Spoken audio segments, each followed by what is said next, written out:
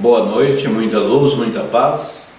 Que a doce e serena paz do Divino Mestre nos envolva nessa noite de estudos.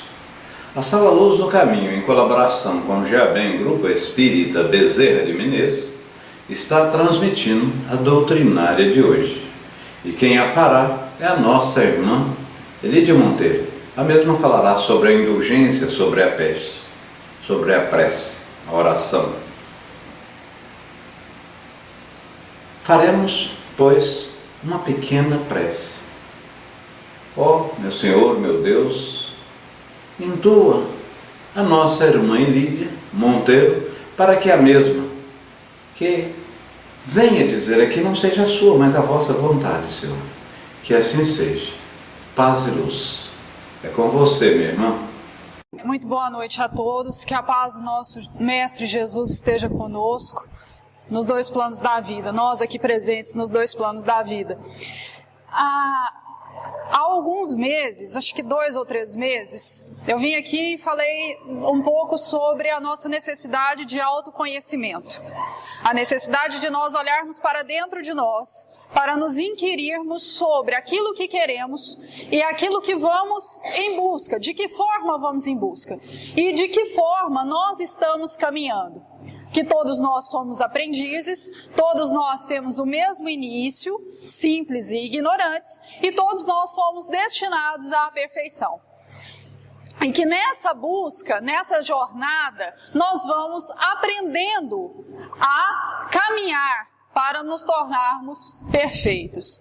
E que facilita muito essa nossa jornada nos conhecermos com os vícios que ainda temos, que ainda se demoram em nós, e com as virtudes que nós temos já desenvolvidas e em vias de desenvolvermos, para que nós possamos definir um plano mais seguro de desenvolvimento de virtudes e diluição de vícios. Parece muito simples, de fato é muito simples na prática, na teoria. Na prática é trabalhoso, é difícil. Ser indulgente é um dos maiores desafios que nós temos. Não é complicado entender que nós devemos ser indulgentes para com o outro. Não é, porque se nós somos aprendizes, nós também falhamos. E se nós falhamos, aquele que nos é semelhante também falha. E se eu quero ser entendida nas minhas dificuldades, devo eu entender a dificuldade dos outros. Só que na prática, o exercício da indulgência nos é ainda muito difícil. Porque nós ainda temos o vício de entender que as nossas dificuldades são maiores e que nossas ofensas, as ofensas que são cometidas conosco, são maiores. Que nós sofremos mais do que todo mundo. Que nós somos vítimas maiores do que todo mundo. E esse é só um dos aspectos de grandes dificuldades que nós temos na busca, na conquista da nossa evolução. Nós temos dificuldades de abandonar o egoísmo. Nós temos dificuldades de afastar-nos do orgulho. E são outros tantos vícios que ainda nós nos vemos presos, invariavelmente, numa situação ou em outra, desde aquela pequena discussão no trânsito, até aos casos mais graves da nossa vida. E muitas vezes nós somos colocados à prova, para que nós analisemos as nossas condutas. E aí, falando disso, a gente se sente mais desanimado, porque a gente pensa, poxa, é tão difícil, é tão trabalhoso, como é que eu vou fazer então? E aí, para não dizer que não falei de flores, eu venho trazer hoje uma das grandes ferramentas que a espiritualidade, que Jesus nos ensinou e que a espiritualidade nos convida sempre à reflexão, a prece. Ela que é uma das maiores ferramentas que nós temos para nos segurarmos nessa situação, para que possamos alcançar essa nossa meta. A prece é um ato de comunhão. A comunhão consigo, com a nossa luz divina, com aquela luz que está em nós, porque nós espíritos somos centelhas de luz. É essa comunhão, é essa identificação com a nossa matriz divina. E é também uma comunhão com o nosso Pai, Criador. Aquele que nos ama aquele que nos criou para sermos felizes. A prece é o ato de ligação, de aproximação que nós temos com a nossa identidade divina e com o nosso Criador. Essa aproximação nos torna mais fortes, nos torna mais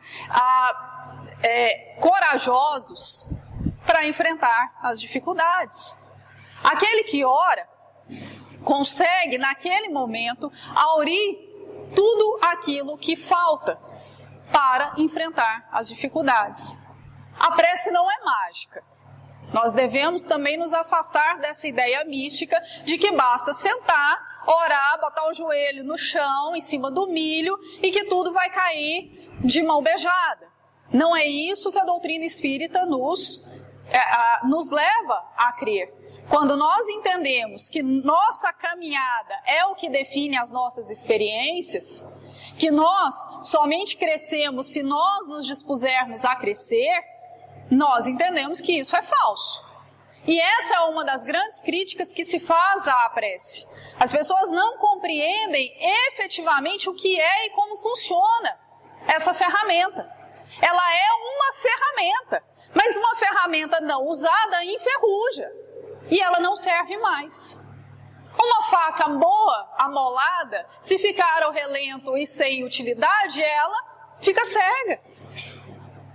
E é assim que nós devemos enxergar a prece. Aquele que ora deve orar com a confiança de que Deus é o nosso Pai. Por ser Pai, é amoroso. Por ser amoroso, quer o nosso bem. Ele não criou a gente para sofrer. Ele criou a gente para ser feliz. Nosso destino é a felicidade. E se as dores e as dificuldades acontecem, não são castigo para que ele possa se divertir com isso. São oportunidades de melhorias, porque é o sinal de que nós estamos caminhando para um caminho errado. Quantas das nossas dores não poderiam ser evitadas se nós fôssemos vigilantes, observadores das consequências das escolhas que fazemos? Não vamos longe não, a gente pode inserir nesse contexto para ficar mais fácil visualizar as dores físicas. Se nós não adoecêssemos, ou se o nosso corpo não se ressentisse dos desgastes, dos abusos, quem de nós teria uma vida comedida? Quantos de nós se preocuparia em comer o necessário, em descansar, em não abusar do álcool, do fumo? Quantos de nós teria preocupação de exercitar o corpo físico?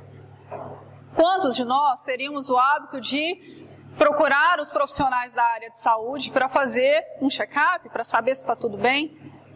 Quantos de nós teriam preocupação com essa matéria aqui? Muitos de nós só se preocupam com isso a hora que o nosso corpo vira e fala: olha, eu não dou conta mais. Você já ultrapassou todos os seus limites. Na nossa vida também é assim. Muitas vezes nós estamos repetindo matrizes de comportamentos viciosos e só a hora que não dá certo, que a gente sofre muito, que a gente enxerga. Se é que enxerga, porque muitas vezes a gente pode falar: olha como Deus me deixa aqui desse jeito, sofrendo desse jeito. Deus não existe. Orar não resolve. Orar para quê? Porque eu espero, com a minha prece, que venha alguém de fora, um anjo da guarda, e resolva tudo com a sua varinha de condão. Não é assim que funciona. Outra crítica que se faz à prece é de que não adianta orar porque Deus já tem todo o nosso planejamento. Muitas pessoas, desavisadamente, por não conhecerem a prece, não saberem exatamente o que é a prece, acreditam nisso. Não, mas espera aí, eu já tenho a minha jornada aqui definida. Antes de encarnar, eu já sabia tudo que eu ia fazer. Então não preciso orar, porque tudo já vai acontecer mesmo.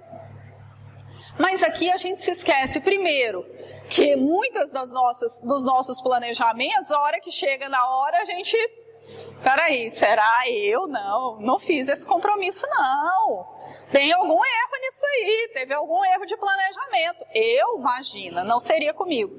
E além disso, Será que a prece, entendida como essa comunhão com Deus, não vai me fortalecer para que eu enfrente com menos dificuldade aquela situação tão grave, tão dolorosa?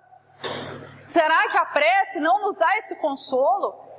Será que Deus, sendo bom Pai como é, vai negar para a gente o auxílio, a consolação, a inspiração, a assistência dos bons amigos espirituais se a gente pedir? Se nós, que somos imperfeitos como somos, nós não nos negamos a estender a mão para o nosso filho, quanto mais Deus, que é perfeito, que é bom, de fato, bom. Então a prece, sim, é necessária. Mas qual a qualidade da prece? Como funciona a prece? Qual é o mecanismo da prece? Aí nós temos várias possibilidades. Quando a gente fala na prece por si, nós podemos ter objetivos para aquele ato. Nós podemos orar para pedir uma inspiração, uma intuição, para pedir uma solução para aquele nosso problema, porque nós não estamos conseguindo ver, né? E não tem época da vida da gente que está tudo meio turvo, a gente se sente meio perdido. Nesse momento, a prece pode ter por objetivo nos mostrar, de fato, uma saída. Pode ser por meio de uma inspiração? Pode. Os bons amigos espirituais estão perto de nós, doidinhos para nos ajudarem. Desde que a gente queira, de fato, ouvi-los. Às vezes a gente ora, fala assim, Senhor, me dá a resposta, me dá a resposta, me dá a resposta, me dá a resposta. Eu não escuto, porque eu estou com os ouvidos tampados. Ou então, Senhor, me mostra o caminho, me mostra o caminho, me mostra o caminho. Eu não vejo, eu estou com os olhos fechados. Então, orar me dê a ajuda de que eu preciso, mas me abrir para essas possibilidades. Me sintonizar de fato com o Criador. Então a prece pode ter esse efeito. Mas nós podemos ir mais longe. A prece pode nos ajudar a desenvolver a nossa virtude, diluir os vícios que ainda nos acometem. Senhor, eu não consigo perdoar o meu irmão. Eu ainda vivo numa relação de ódio. Eu ainda vivo numa relação de mágoa. O que ele me fez foi muito grave e ainda me dói muito. Eu sei que eu preciso perdoá-lo, eu sei que eu preciso ser indulgente, mas ainda me é muito difícil.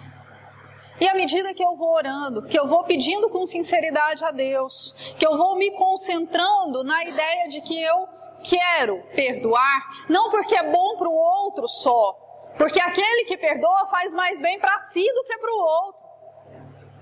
Porque o perdão é algo que torna leve aquele que carrega o fardo da mágoa.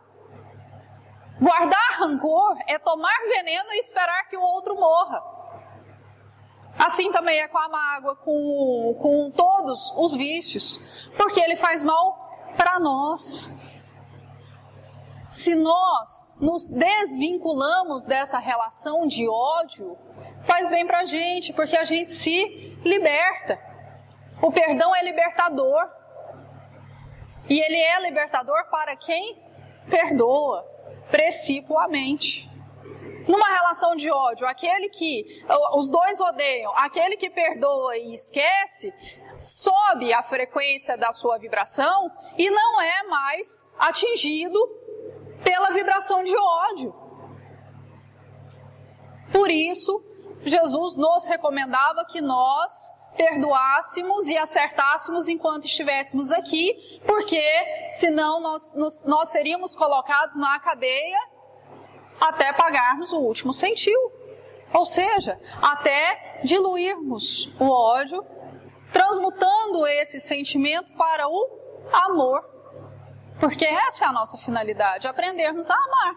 O exercício prático do amor. É só isso que a gente tem que fazer.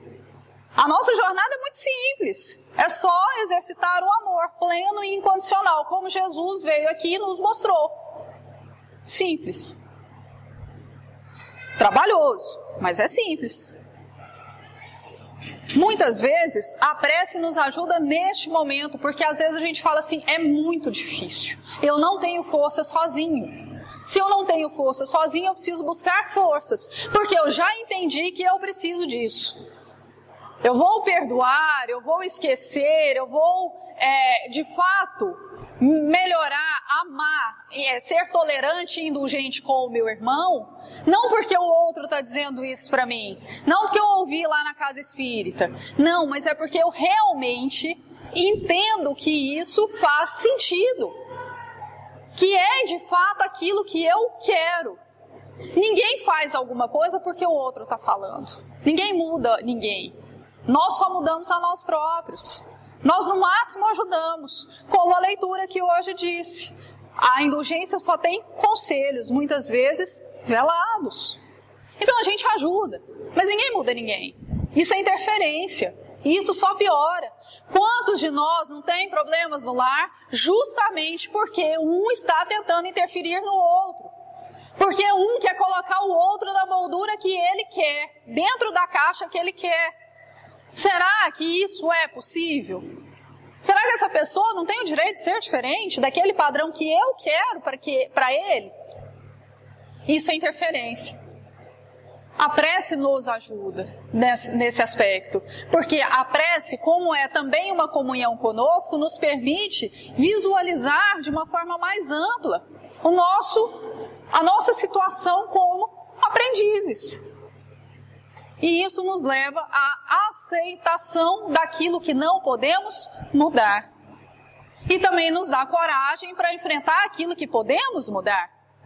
Aliás, uma das preces que é resumida e que melhor fala sobre isso é a que fala: me dá coragem para mudar o que eu posso mudar e me dá resignação para aceitar aquilo que eu não posso. Veja como resume bem o espírito da prece. Por que não dá certo às vezes? Porque às vezes a gente ora fixando prazo para Deus. Parece absurdo, mas vejam se a gente já não fez isso ou se alguém que a gente conhece não fez. Às vezes a gente vira e fala assim: eu vou fazer esse jejum, eu vou fazer essa novena, eu vou orar tantos dias até eu conseguir aquilo. Mas se eu não conseguir em 30 dias, eu chuto o balde, eu desisto. Eu não vou mais mexer com isso não. Esse negócio de acordar às 6 horas da manhã para orar, na época de chuva, que está mais friozinho, é 30 dias. Se resolver, ótimo. Se não resolver, eu desisto. A gente fixa prazo para Deus. A gente não fixa prazo para o nosso chefe. Porque se a gente fixar prazo para o nosso chefe, talvez a gente já não tenha mais emprego. Mas a gente fixa prazo para Deus. A gente se revolta com Ele porque Ele não fez no tempo que a gente quis. Veja que nós distorcemos a relação. Nós temos uma relação vertical, mas quem está no topo da relação vertical é Deus. Ele, Criador, nós, criaturas. Então nós não fixamos prazo para Ele. As coisas acontecem no tempo dele, não no nosso. Ele respeita o nosso. Ele nos dá o livre-arbítrio para que a gente escolha o nosso tempo. Será que nós, como criaturas, também não temos que esperar o tempo de Deus? E se não esperarmos, o que vai acontecer? Nós vamos sofrer. Não porque Deus castiga, mas porque as coisas são assim. A gente querendo ou não querendo. O que a gente precisa é aceitar. É muito egocentrismo acreditar que tudo gira ao nosso redor. Que o mundo gira no nosso umbigo, como a gente ouve falar. Nós sofremos com isso. E aí nós nos afastamos de Deus. A prece nos aproxima de Deus, porque nos dá essa noção de que Ele é o Criador. E de que depende de nós as conquistas dentro daquilo que Ele definiu. Muitas vezes Ele não escuta as nossas preces. Nesse momento vale a nossa reflexão: será que o que eu estou querendo é de fato bom para mim? Ou será que o que eu estou querendo vai me trazer mais sofrimento, mais dor? E Deus é tão bom, tão bom, tão bom, que muitas vezes Ele não nos atende. Tem um monte de gente rezando para ficar rico. Um monte. Para ganhar na Mega Sena da virada, então, deve ser uma coletânea de preces para ficarmos ricos. Será que esse tanto de dinheiro nos traria de fato felicidade? Ou será que seria o caminho para nossos excessos? Para fomentar as nossas paixões? Para nós nos perdermos de nós mesmos? E das relações de afeição sincera que nós temos ao nosso redor e que muitas vezes não valorizamos pela posse, pela ideia de posse. Quantos relacionamentos sinceros se perdem pela falta do dinheiro? Ou pela falta do excesso? Será que nós realmente seríamos felizes se atendidos naquilo que queremos? Muitas vezes nós temos esse remédio amargo, a experiência de ser atendida e depois olhar para trás e falar que grande besteira eu fiz. Mas muitas vezes a espiritualidade sequer nos permite ter essa oportunidade. Por quê? A gente às vezes talvez não tenha condições de segurar as consequências disso. Então, para evitar um problema maior para a gente não é atendido. A prece é boa? Nesse caso, porque a prece nos favorece a essa compreensão. Eu peço, se Deus não me der, porque não é bom para mim. Me leva à aceitação. Quem de nós não precisa de paz no coração para viver? Talvez esse seja o nosso maior tesouro. Mas a gente pode orar para o outro também. Muitas vezes,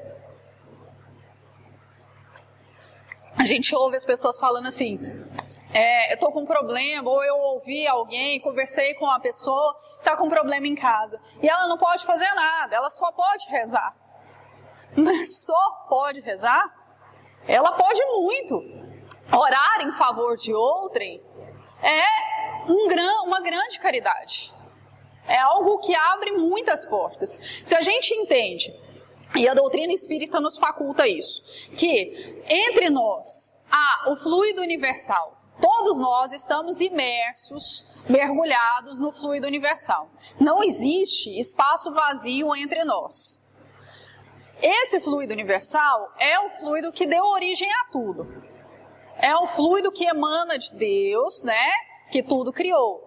E ele transmite, ele transporta as nossas energias, aquelas que nós enviamos. Significa dizer que se eu penso numa pessoa, eu estou pelo pensamento ligando aquela pessoa e transferindo as energias do meu pensamento. Se eu tenho um vínculo de ódio com uma pessoa, o meu pensamento chega àquela pessoa e vai numa frequência muito baixa.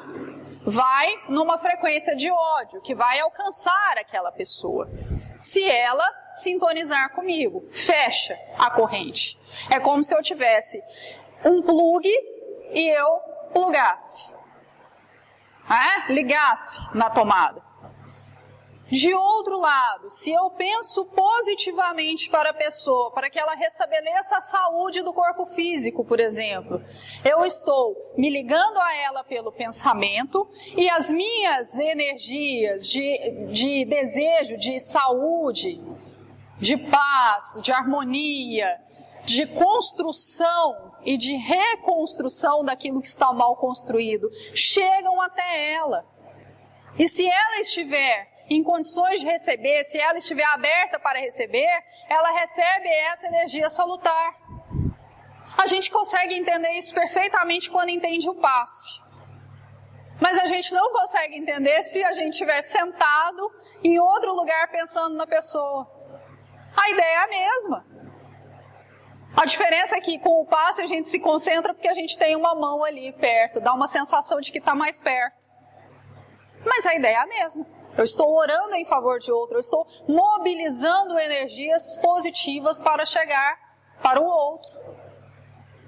Eu oro por aquele meu parente, mas olha, não adianta. Não adianta porque eu quero resultados imediatos. E a prece é uma ajuda, mas não é uma interferência. A pessoa não vai mudar do dia para a noite porque eu quero, nem porque eu oro por isso. Agora, essa prece fica perdida, ela fica sem sentido? Não. Um pensamento bom nunca se perde. Porque no momento do despertamento daquele ser, naquele dia de tédio, aquela pessoa endurecida, né? No mal, se compraz, vamos pegar o pior exemplo ali. Aquele espírito endurecido, mesmo naquele dia, porque ele dentro dele também tem uma centelha de luz. Não é isso? Porque ele também é filho de Deus, então ele também é centelha de luz. Dentro dele, mesmo que seja encouraçado pelos vícios, ele tem uma centelha de luz que são as virtudes em potencial. Essas virtudes em potencial também vibram, porque o nosso caminho é o desenvolvimento dessas virtudes.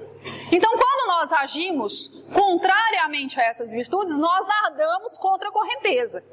Às vezes a gente acha que a correnteza é o mal, mas isso é um desaviso, né? Isso é ignorância da nossa parte. Nossa correnteza é para o bem, para o bom, para o belo, para o perfeito.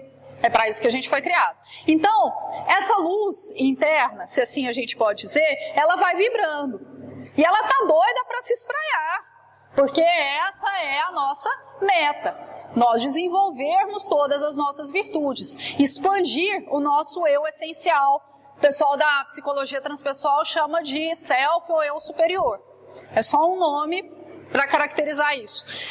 E quando essa luz encontra ressonância em outros focos de luz que são a prece, que pode ser própria ou externa ou de outrem, nós temos uma vibração de um lado e outra da mesma frequência do outro.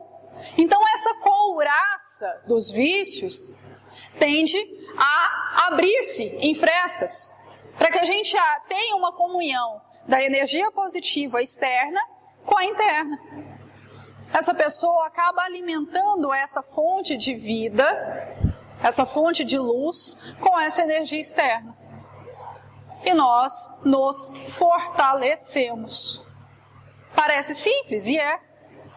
Então veja o quão providencial é essa ferramenta na nossa vida. O quanto a prece pode e é importante, desde que nós a entendamos, não somente nas suas qualidades, mas no seu mecanismo. Se eu oro pela pessoa sabendo que o meu pensamento vai chegar até ela, eu me concentro nisso, eu não me disperso. Logo, a qualidade dessa prece é maior. E é por isso que a gente tem que conhecer a verdade, porque a verdade liberta. A gente tem que entender como funcionam as coisas. E aí eu trouxe, para variar, eu sempre faço propaganda de livros, e aqui essa casa, como eu sei que tem um grupo de estudos das obras do Alir Cerqueira, eu trouxe um livro dele, que chama Depressão e Obsessão, que fala em um capítulo sobre o orai e vigiai, que para ele é vigiai e orai. E eu vou pedir licença de vocês, mas eu vou ler uma partezinha aqui, que é muito instrutiva e resume tudo isso que a gente falou aqui hoje. A vigilância nos permite o fortalecimento do querer mudar e do buscar saber como mudar. Ou seja, se eu estou vigilante, eu descubro que eu quero mudar e como eu vou fazer isso. A oração fortalece o querer e o saber, permitindo uma vigilância maior, mas auxilia principalmente o sentir, porque é por meio dela que entramos em comunhão com a nossa essência, para então entrarmos em comunhão com Deus. Quando fazemos esse trabalho de autocomunhão e de comunhão com Deus, sentimos mais intensamente que vale a pena todo o esforço para a mudança e para a maior conscientização. A oração deve ser utilizada sempre para fortalecer a vontade de mudar, para ajudar na libertação da tentação de vitalizar processos e pensamentos subconscientes e emoções primárias, com o qual nós estamos ainda acostumados. Muitas vezes as pessoas reclamam que não adianta orar, porque Deus não as livra das dificuldades. A questão é que essas pessoas pedem para Deus tirar os problemas que elas próprias criaram. Deus, em hipótese alguma, faria isso. Contudo, nos auxilia a mobilizar a energia da vontade para nos libertarmos das nossas próprias ações. A efetivação da mudança acontece por meio de todos esses mecanismos, em um processo de aperfeiçoamento constante, vigiando e orando para não entrarmos na tentação de não mudar, de permanecer como estamos, sofrendo as consequências dessa postura subconsciente em relação à vida. Que nessa noite de hoje a gente possa refletir ao longo de toda a nossa existência sobre aquilo que queremos, descobrindo como vamos caminhar na conquista da nossa perfeição e tendo sempre essa poderosa aliada ao nosso lado, a oração, essa que nos torna mais leves, que nos torna mais concentrados e focados no nosso destino, a perfeição. Que a paz de Jesus esteja conosco e que possamos, ao longo dessa semana, fortalecermos a nossa fé, estudando quando possível, para compreendermos que o amor incondicional é uma conquista de cada um de nós, individualmente. Assim seja. Ou melhor, extraordinária palestra. Mais uma vez nós agradecemos. E vamos passar agora a segunda parte dos nossos trabalhos, que consiste na transferência magnética nos passos magnéticos e na água fluidificada, que não são obrigatórios e serão chamados à medida que aqui chegaram as pessoas, dando prevalência às senhoras e senhores com criança, as pessoas com criança e as pessoas de idade. Muita luz, muita paz. Ó meu Senhor, meu bom Deus, envolva-nos como sempre tem feito com vosso amor, vossa bondade e sobretudo essas palavras edificantes que aqui ouvimos, que as implementemos, não só no decorrer da semana, mas em nossas vidas. Que Deus nos ilumine, que assim seja.